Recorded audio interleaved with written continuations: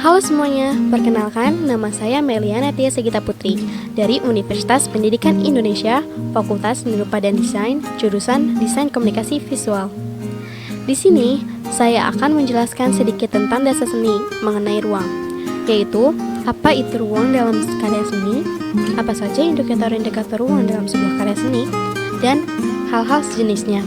Dari buku yang berjudul Art Fundamentals dari School of Art Bowling Green State University. Pertama, apa itu ruang? Ruang adalah salah satu unsur seni rupa yang merupakan wadah atau tempat untuk melakukan kegiatan seni.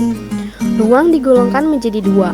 Yang pertama, ruang dalam bentuk nyata, misalnya ruang pada kamar atau ruang pada patung. Yang kedua, ruang dalam bentuk khayalan atau ilusi, misalnya ruang yang terkesan dari sebuah lukisan.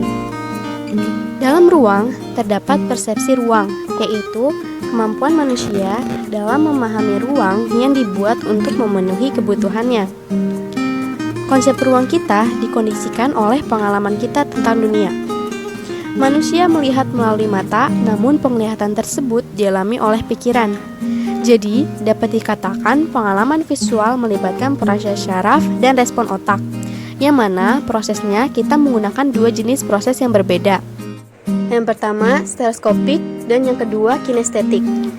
Kita memiliki dua mata ditetapkan sedikit terpisah dari satu sama lain. Lalu, kita menerima dua pandangan sedikit berbeda pula pada waktu yang sama. Istilah stereoskopik ini mengacu pada kemampuan mata kita menggabungkannya menjadi satu gambar.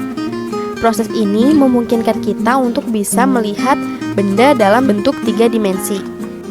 Kemudian, dengan proses kinestetik, kita merasakan ruang melalui pergerakan mata dan tubuh kita.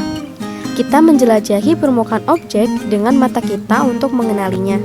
Dan aktivitas kinestetik mata menambah persepsi spasial atau ruang dari pengalaman visual kita.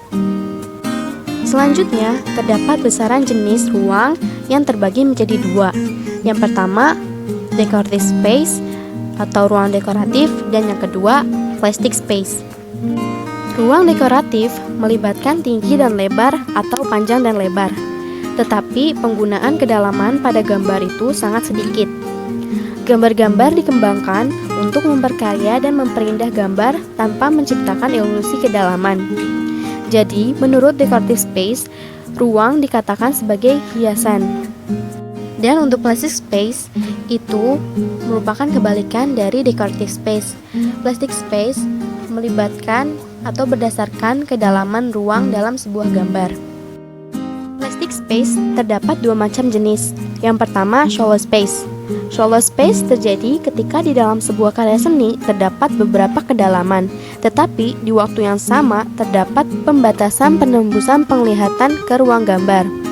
Ruang dibatasi oleh penempatan sisi dan dinding belakang.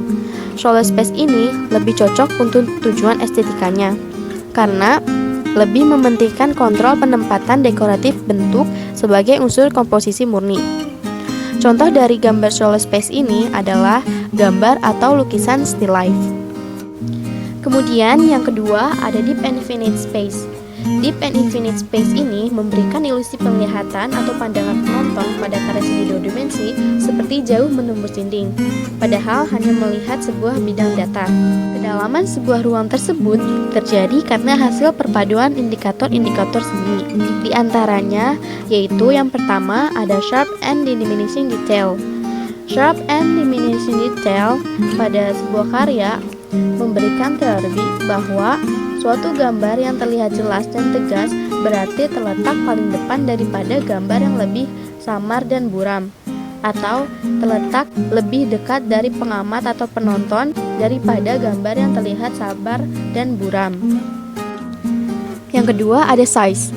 Size atau ukuran pada suatu gambar objek juga mampu memberikan kesan ruang atau kedalaman dari suatu karya seni. Gambar suatu objek yang lebih besar menandakan objek tersebut berada di dekat penonton dan berarti juga berada di depan objek yang lebih kecil. Lalu selanjutnya yang ketiga ada overlapping. Overlapping merupakan tumpang tindih antara satu objek dengan objek lainnya. Objek yang terlihat penuh atau tidak tertumpuk oleh objek yang lain menandakan objek tersebut berada di depan. Dan sedangkan objek yang tertutupi, bidang atau suatu objek lain, maka objek tersebut terletak di belakang. Kemudian yang keempat ada transparansi. Transparansi ini juga menentukan letak suatu objek dengan memainkan opacity pada setiap objek, sehingga menciptakan sebuah ruang. Dan yang terakhir yaitu ada fractional representation. Fractional representation ini merupakan kombinasi dari beberapa aspek ruang dari objek di suatu gambar yang sama, sehingga menghasilkan suatu pandangan ruang yang baru. Cukup sekian yang dapat saya sampaikan mengenai dasar seni yaitu ruang.